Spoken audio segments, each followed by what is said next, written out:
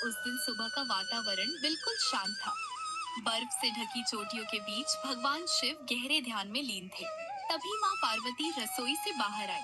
उनके चेहरे पर हल्की नाराजगी साफ दिखाई दे रही थी। उन्होंने भगवान शिव के सामने खड़े होकर कहा, स्वामी, एक बात पूछूं?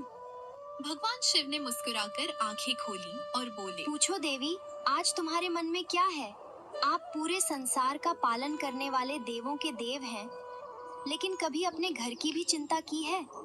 सुबह से शाम तक मैं ही सब काम करती हूँ, बच्चों की देखभाल, अतिथियों की सेवा, रसोई, सब कुछ। और आप बस ध्यान में बैठे रहते हैं।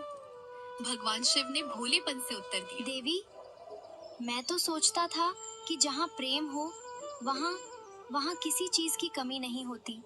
प्रेम बहुत जरूरी है स्वामी, लेकिन परिवार चलाने के लिए परिश्रम भी उतना ही जरूरी होता है। आज मैं चाहती हूँ कि आप अपने हाथों से कुछ कमा कर लाएं। यदि यही आपकी इच्छा है देवी, तो मैं आज ही निकलता हूँ। जब तक अपने परिश्रम का फल लेकर नहीं आऊंगा, कैलाश वापस नहीं लौटूंगा। प्रभु, प्रभु, ये तो एक ही स्थान सबसे अच्छा है, पूरी धाम। वहाँ स्वयं भगवान जगन्नाथ के विशाल खेत हैं। भगवान शिव ने तुरंत अपना त्रिशूल उठाया और बोले, चलो नंदी, आज देखते हैं खेती भी कैसी होती है। दोनों कैलाश से चल पड़े। उधर पुरी धाम में भगवान जगन्नाथ भक्तों को दर्शन दे रहे थे। अचानक उन्हें दूर से डमरू की मधुर ध्वनि सुनाई दी। वह मुस्कुरा लगता उठे। है आज मेरे प्रिय भोलेनाथ आने वाले हैं।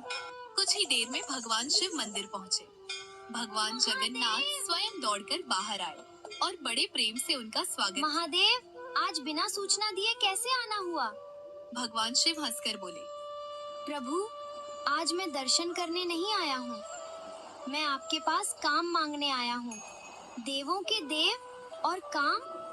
भगवान शिव ने पूरी बात बता दी कि माँ पार्वती ने उन्हें अपने हाथों से कमाकर लाने के लिए कहा है।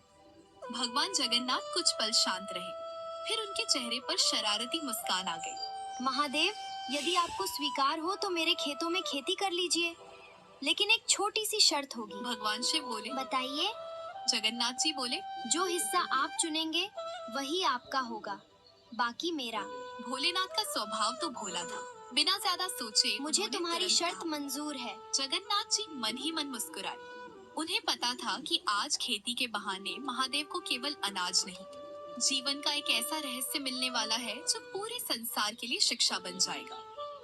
अगली सुबह सूरज की पहली किरण के साथ भगवान शिव और नंदी भगवान जगन्नाथ के विशाल खेत पर पहुंच गए।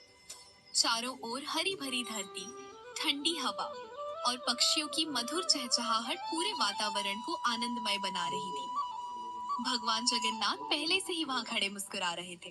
उन्होंने प्रेम से कहा, महादेव, आज आपकी पहली खेती है, इसलिए पहली फसल भी ऐसी होगी जो धरती के भीतर अपना फल देती है।